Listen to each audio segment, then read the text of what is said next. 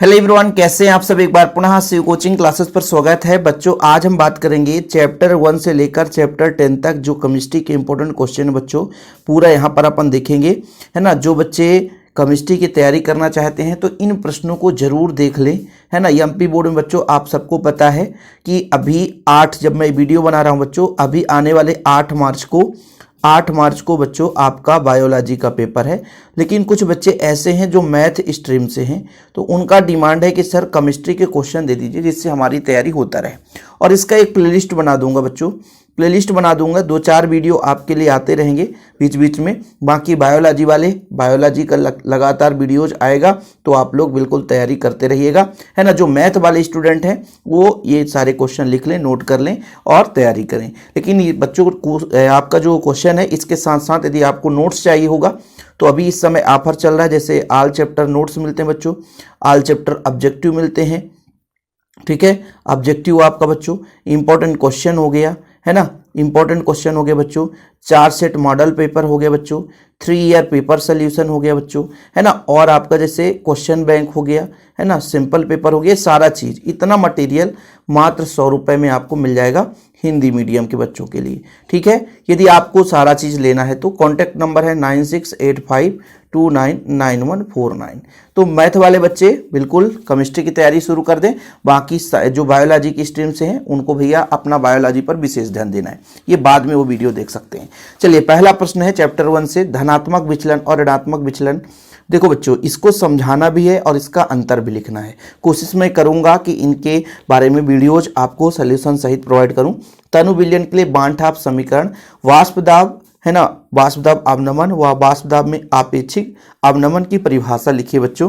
प्रसरण दाब क्या है? यूरिया के 1 लीटर विलयन में 6 भाग यूरिया खुला है, 300 केल्विन पर यूरिया के उस विलयन का प्रसरण दाब निकालना है बच्चों। परिभाषा मोलरता मोल प्रभाजक, मोलरता और द्रव्यमान प्रतिशत के आंकिक प्रश्न पूछे जाते हैं। आदर्श अनादर्श विलयन में अंतर, शुद्ध जल की मोललता किसे कहते हैं, कितना होता है। मोललता और प्रसरण दाब का आंकिक प्रश्न बच्चों पढ़ना है। पीपीएम की परिभाषा, राउल्ट का नियम, हिमांक अवनमन, ठीक है। असमान अणुभार किसे कहते हैं, समपराशरी विलयन किसे कहते हैं बच्चों, विलयन की परिभाषा। अब ये विलयन की परिभाषा पूछ दिया था और इस चैप्टर का बच्चों ये 2023 में पूछा गया था, देख सकते हैं। अगले चैप्टर में चलते हैं बच्चों, धनात्मक विचलन ऋणात्मक विचलन। देखो आपका जो धनात्मक विचलन, ये चैप्टर नंबर जो बच्चों पीछे आप 1 में है, सोल्यूशन का क्वेश्चन है। विद्युत रासायनिक सेल किसे कहते हैं, विद्युत अपघटनी सेल, ये बच्चों इनकी परिभाषा, साथ में इसमें अंतर। विद्युत रासायनिक सेल का तो बिल्कुल ये सीधा इसका रासायनिक अपक्रिया कार्यविधि सब कुछ पूछा जाता है। कोलरास का नियम बच्चों 2 अनुप्रयोग, इससे संबंधित आंकिक प्रश्न पूछा जाएगा। सेल स्थिरांक किसे कहते हैं, विशिष्ट चालकता और सेल स्थिरांक में अंतर, है ना। यहाँ पे अच्छा संबंध पूछा है। संक्षारण की परिभाषा, सिद्धांत व बचाव बच्चों। परिभाषा है आपका सेल स्थिरांक, तुल्यांकित चालकता, आणविक चालकता, विशिष्ट चालकता या विशिष्ट प्रतिरोध, ये चीज बच्चों। राउल्ट का नियम, गणितीय व्याख्या। हिमांक अवनमन किसे कहते हैं, आणविक द्रव्यमान की गणना। मानक हाइड्रोजन इलेक्ट्रोड पर बच्चों, और फैराडे का विद्युत अपघटन, ओम का नियम, लवण सेतु के कार्य। तो ये आप लोग, है ना, लिख लेना बच्चों। और ये सारे क्वेश्चन मैंने आपको बताया कि मात्र सारा चीज आपको 100 रुपए में मटेरियल दे दिया जाएगा। अभी एमपी बोर्ड का एग्जाम चल रहा है बच्चों, इसलिए, नहीं तो मात्र नोट्स हम 100 रुपए में देते हैं, जो कि साल भर पढ़ाते हैं प्रॉपर रूप से। विद्युत रासायनिक सेल पर बच्चों कार्यविधि, सचित्र वर्णन आता है। नैनस्ट समीकरण, प्रसरण दाब की परिभाषा, विलेय के अणुभार के निर्धारण के लिए प्रसरण दाब के आधार पर गणितीय व्याख्या बच्चों, ये आप लोग नोट कर लेना। अगले चैप्टर पे चलते हैं बच्चों, चैप्टर नंबर 3 में अभिक्रिया की दर और दर स्थिरांक में अंतर। अभिक्रिया की कोटि क्या है, शून्य कोटि, प्रथम कोटि, द्वितीय कोटि के लिए दर स्थिरांक की इकाई निकालना बच्चों। यदि नाइट्रोजन न्यूमेरिकल क्वेश्चन है, स्क्रीनशॉट लेना होगा तो। बाकी प्रथम कोटि का अर्धायुकाल, समीकरण के वेग स्थिरांक की इकाई व कोटि बच्चों। प्रथम कोटि अभिक्रिया के लिए व्यंजक, शून्य कोटि अभिक्रिया को उदाहरण सहित, छद्म कोटि अभिक्रिया को उदाहरण सहित समझाना है। प्रथम कोटि का अर्धायुकाल 15 मिनट बच्चों, 90% पूर्ण होने में कितना समय लगेगा। तो ये सारे सेलेक्टेड क्वेश्चन है बच्चों, है ना, ये चीज आप लोग देख लो। तात्क्षणिक दर को परिभाषित कीजिए, अर्धायुकाल की परिभाषा। आणविकता व कोटि में अंतर बच्चों। अभिक्रिया की कोटि दर निर्धारक पद किसे कहते हैं, अभिक्रिया की दर और आणविकता की परिभाषा, ये अंतर भी क्वेश्चन ऐड है भाई, इसलिए लगातार हम अलग अलग क्वेश्चन, नहीं तो हम एक टॉपिक को एक बार लिखते, लेकिन बच्चों अलग अलग सन में पूछे गए हैं, इसलिए मेंशन कर दिया हमने। आगे चलते हैं बच्चों, 3D संक्रमण श्रेणी का इलेक्ट्रॉनिक विन्यास। संक्रमण तत्व किसे कहते हैं, कारण बताइए कि संक्रमण तत्व परिवर्ती संयोजकता प्रदर्शित करते हैं। लैंथेनाइड और एक्टिनाइड में 3 अंतर। लैंथेनाइड तत्वों को पृथक करना क्यों कठिन है।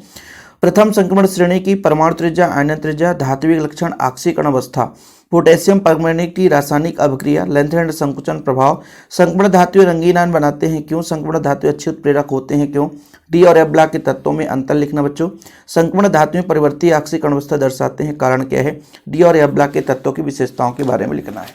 इसके बाद आगे चलते हैं बच्चों, चैप्टर नंबर 5 में पहुंच चुके हैं। लिगेंड बच्चों क्या है, उदाहरण सहित लिगेंड की परिभाषा उदाहरण सहित आपको समझाना है।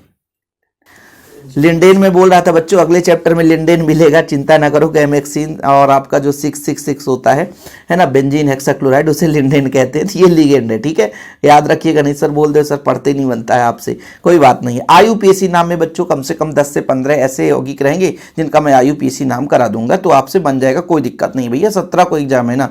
ज्यामितीय उल्लेख आपको देखना है बच्चों, इससे इनका भी आईयूपीएसी नामनक्लेचर। समन्वयन संख्या क्या है, उपसंयोजी युग्म में आयनीकरण समव्यवस्था क्या है, हाइड्रेट समव्यवस्था बच्चों, द्विक लवण संकुल लवण में 2 अंतर, कार्ब धात्विक यौगिक किसे कहते हैं, कीलट किसे कहते हैं। आईयूपीएसी सूत्र से बच्चों नाम लिखना या नाम से सूत्र लिखना, ये क्वेश्चन फिक्स है, आना ही आना है। उपसंयोजी संख्या, संकुल आयन की परिभाषा, EAN इफेक्टिव एटॉमिक नंबर, ये बच्चों आप लोग देख सकते हैं, ये क्वेश्चन रहे, ठीक है। आगे चलते हैं बच्चों अपना हेलोइल्किन हेलोएरिन में। देखो बच्चों, आयोडोफॉर्म सेंडमेयर कार्बिलेमिन होन्सडीकर अपक्रिया, DDT बच्चों यहाँ पर एल्किल हैलाइड नाभिक स्नेही अपक्रिया, SN1 SN2। फ्रियान बच्चों 220, फिटिंग 220 में आया था, ठीक है। फ्रियान क्या है, फिटिंग अपक्रिया। क्लोरोफॉर्म का भंडारण कैसे किया जाता है, क्लोरोफॉर्म आयोडोफॉर्म का आईयूपीएसी नाम। SN1 SN2 अपक्रिया, क्लोरोफॉर्म के 2 उपयोग, क्लोरोफॉर्म का ऑक्सीकरण बूटा अपक्रिया, है ना। अपक्रिया पूर्ण कीजिए बच्चों, प्रैक्टिस करना है, इसको हम कराएंगे, चिंता ना करना। अगला प्रश्न बच्चों, क्या कारण है कि हेलोएल्केन के तुलना में हेलोरिन कम क्रियाशील होते हैं। क्लोरोबेंजीन की रासायनिक अपक्रिया समझाना है। हैलोजनीकरण, नाइट्रीकरण, सल्फोनीकरण, एल्कीकरण, फ्रीडल क्राफ्ट अपक्रिया, सेटजेप अपक्रिया, सारे क्वेश्चन है बच्चों, है ना। चलिए आगे चलते हैं, आपका चैप्टर नंबर 7 पहुंच चुके हैं। एल्कोहल फिनाल में 4 अंतर, विलियमसन की अविरल ईथरीकरण विधि, सतत ईथरीकरण विधि जिसे बोलते हैं। एल्कोहल तथा डाई एथिल ईथर की पहचान कैसे करेंगे, रीमर टीमेन अपक्रिया, कोल्बे अपक्रिया।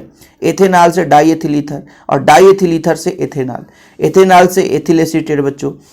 अपक्रिया है सेंडमेयर अपक्रिया, हुंसडीकर, फिटिंग, फ्रीडल क्राफ्ट अपक्रिया, विलियमसन संश्लेषण, वुल्फ किश्नर अपक्रिया या वुल्फ अपक्रिया।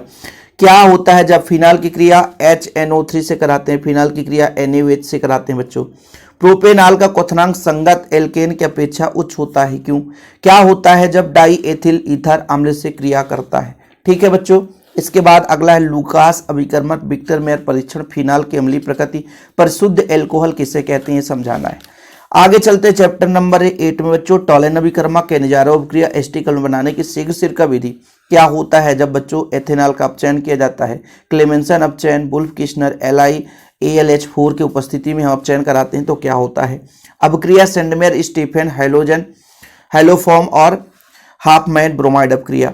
अपक्रिया बच्चों एटार्ड गार्टरमैन कोच, एल्डोल संघनन, कैनिजारो अपक्रिया। एल्डिहाइड का रजत दर्पण परीक्षण बच्चों, अपक्रिया रोजनमेंड और पार्किन अपक्रिया। एल्डिहाइड यौगिक का आईयूपीएसी नाम बताओ। एल्डिहाइड और कीटोन में अंतर, एस्टिक अम्ल की क्रिया अमोनिया और एथिल एल्कोहल, है ना बच्चों। आगे देखो भैया, परिवर्तित कैसे करेंगे, कैल्शियम एसीटेट से एसीटोन और फार्मेल्डिहाइड से यूरोट्रोपिन, ठीक है। और भी इस चैप्टर में बच्चे क्या, कार्बोक्सिलिक अम्ल के उपयोग, गाटरमान कोच अपक्रिया, इटार्ट अपक्रिया, क्रॉस एल्डाल संघनन और स्टीफन अपक्रिया। चले बच्चों अगले चैप्टर में देखो भाई अपक्रिया को पूर्ण करना है, ठीक है। फिर कारण बताइए, यहाँ पे लिखो ये कारण में से ये कारण बताओ क्या होता है जब, इसमें से क्वेश्चन फिक्स समझ लेना, कारण बताइए और क्या होता है जब में क्वेश्चन फिक्स है बच्चों। नोट कर लो, स्क्रीनशॉट ले लो, वीडियो पुश कर लो, रोक लो, देख लो, है ना। प्राथमिक एमीन व द्वितीयक एमीन का उदाहरण समझाना बच्चों। और भी देख लो, एमीन जल में विलय होता है क्यों, एनिलीन जल में अविलय होता है लेकिन HCl में विलय होता है क्यों, एथिलेमीन एनिलीन से अधिक क्षारीय होता है क्यों, एथिलेमीन और एनिलीन में 2 अंतर, ठीक है। तैयार कर लेना प्यारे बच्चों। चलिए फार्मलिन क्या है, एल्किल हैलाइड व अमोनी अपघटन रासायनिक अभिक्रिया समीकरण दीजिए। डाइजोनियम लवण का युग्मन अपक्रिया, हाफमैन ब्रोमाइड अपक्रिया, कार्बिलेमीन अपक्रिया, डायजोटीकरण, गैब्रियल थैलोमाइड अपक्रिया और साटन बामन अपक्रिया। ये सारे क्वेश्चन है बच्चों। अगला हमारा लास्ट चैप्टर है प्रोटीन के कोई दो कार्य, डीएनए आरएनए में अंतर, जुटर आयन और प्रोटीन विकृतीकरण से आप क्या समझते हो, डीएनए अंगुली छापन क्या है, इसका महत्व लिखो, विटामिन से कमी से होने वाले रोग, विटामिन से स्रोत बच्चों, रेशेदार गोलिकाकार प्रोटीन में अंतर, एंजाइम किसे कहते हैं, टिप्पणी लिखना बच्चों, एमिनो अम्ल, प्रोटीन किसे कहते हैं, एमिनो अम्ल व प्रोटीन में अंतर, पेप्टाइड बंध किसे कहते हैं, ग्लाइकोसाइड बंध को समझाइए, कार्बोहाइड्रेट्स किसे कहते हैं, कार्बोहाइड्रेट्स का वर्गीकरण। ये चीजें आपके पूरे के पूरे चैप्टर के हमने करा दिए बच्चों। अभी इंपॉर्टेंट क्वेश्चन दे दिए हैं, ऑब्जेक्टिव वगैरह भैया 8 के बाद ही आएगा, आप चिंता न करना। केमिस्ट्री के क्वेश्चन हम दे दिए क्योंकि आप लोग तैयारी करते रहे, स्ट्रेटजी आपको हम बताते रहेंगे, बाकी लगातार क्लासेस आएंगी 8 के बाद। ओके, 8 या 9 10 तक में आएंगे बच्चों, चिंता ना करो। थोड़ा सा हम भी टाइम हमारे पास थोड़ा सा कम रहता है। अभी बायोलॉजी के अफराद आपके लेक्चर आएंगे, बायोलॉजी वाले बेहतरीन पढ़ते रहें, है ना, क्वेश्चन भी नोट डाउन कर लें, बोरिंग लगे तो आपको थोड़ा सा, है ना, जो है केमिस्ट्री भी पढ़ लेना है। जैसे मान लीजिए बायोलॉजी पढ़ते पढ़ते 8-10 घंटा पढ़ लिए, बहुत है, लगता है अब 2 घंटा क्या पढ़े, तो केमिस्ट्री भी देखते रहो, अभिक्रिया वगैरह। तो फिलहाल अभी के लिए इतना ही। वीडियो पसंद आए तो लाइक करके शेयर करिएगा बच्चों। जय हिंद, वंदे मातरम।